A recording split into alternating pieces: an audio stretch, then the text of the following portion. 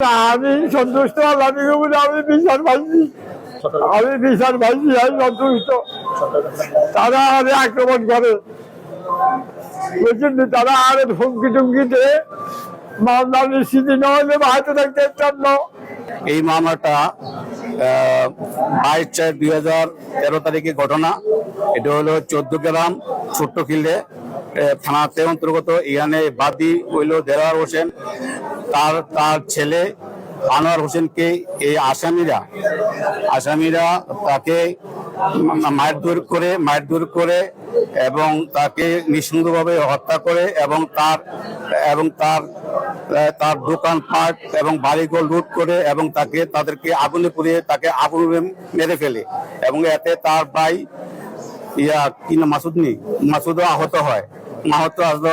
এই ব্যাপারে সরকার পক্ষের মোট আজকে সরকার পক্ষে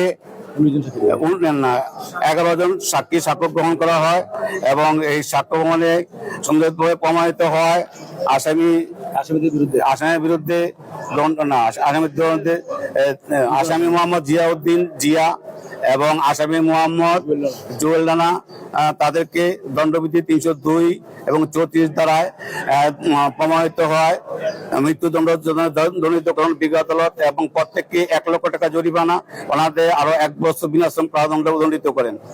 আসামি কারি ফজলুল হক, আসামি আজাদ রহমান, আসামি আমজাদ সাদ্দাম হোসেন, আসামি আব্দুল কাদের, আসামি কবির আহমদ এবং তাদের বিরুদ্ধে দণ্ডবিধি 334 ধারায় সন্ধানে প্রমাণিত হয়। বিজ্ঞ আদালত তাদেরকে যাবজ্জীবন কারাদণ্ডে দণ্ডিত করেন এবং 1 লক্ষ টাকা জরিমানা করেন, অর্থদণ্ড করেন। ওনাদের আরো 1 বছর শাসন করানো হয়।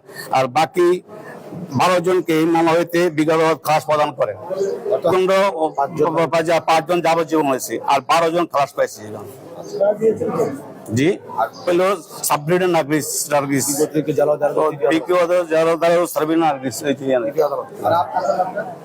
আমার নাম হলো অ্যাডভোকেট মোহাম্মদ মুমিনুল হক ভূঁইয়া, অতিরিক্ত পিপি বিজ্ঞ দারাজ 3য় আদালত। এবং আমার সাথে আমার learned friend colleague Al Mahmud সাগর। একজন আছে আর অন্যরা পলাতক। আমরা সন্তুষ্ট। এটা আসলে আমাদের কোনো করার নাই।